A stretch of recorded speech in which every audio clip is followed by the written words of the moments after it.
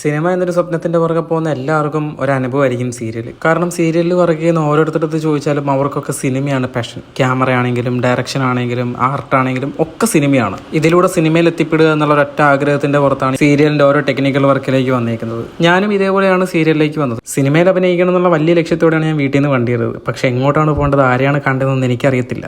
അങ്ങനെയാണ് എനിക്ക് എൻ്റെ ഫ്രണ്ട് സീരിയലിൽ ചെറിയൊരു ചാൻസ് മേടിച്ചിരുന്നത്, ആർട്ട് വർക്ക് എന്നും പറഞ്ഞിട്ട്. ശരിക്കും അതിനു മുമ്പ് ഈ ആർട്ട് വർക്ക് എന്താണെന്നൊന്നും പോലും എനിക്ക് അറിയത്തില്ലായിരുന്നു. ശരിക്കും പറഞ്ഞു കഴിഞ്ഞാൽ അതിന് ശേഷമാണ് ആർട്ട് എന്താണെന്നും ടെക്നിക്കൽ സൈഡ് എന്താണെന്നും എത്രത്തോളം റിസ്ക് എടുത്തിട്ടാണ് ഒരു ഷൂട്ട് നടക്കുന്നതെന്ന് ഞാൻ മനസ്സിലാക്കിയത്. അതുപോലെ തന്നെ ഓരോ സീരിയൽ സെറ്റിലും കാണുന്ന ഓരോരുത്തർക്കും ആഗ്രഹം സിനിമയാണെന്നും മനസ്സിലാക്കിയത് ഇവിടെ വന്നതിന് ശേഷമാണ്.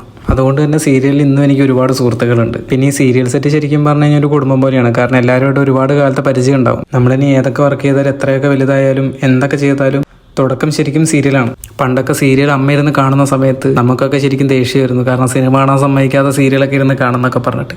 അങ്ങനെയൊക്കെ പറഞ്ഞിരുന്ന എൻ്റെ ജോലി ഇപ്പോൾ സീരിയലിലെ ടെക്നിക്കൽ വർക്കാണ്. ഞാനിപ്പോഴും ആലോചിക്കാറുണ്ട്, എനിക്ക് ശരിക്കും സീരിയലിൽ ഒരു അവസരം കിട്ടിയില്ലായിരുന്നെങ്കിൽ ഞാനിതൊക്കെ എങ്ങനെ മനസ്സിലാക്കും. അപ്പോൾ അടുത്ത വീഡിയോ കാണുന്നവരെ ബൈ.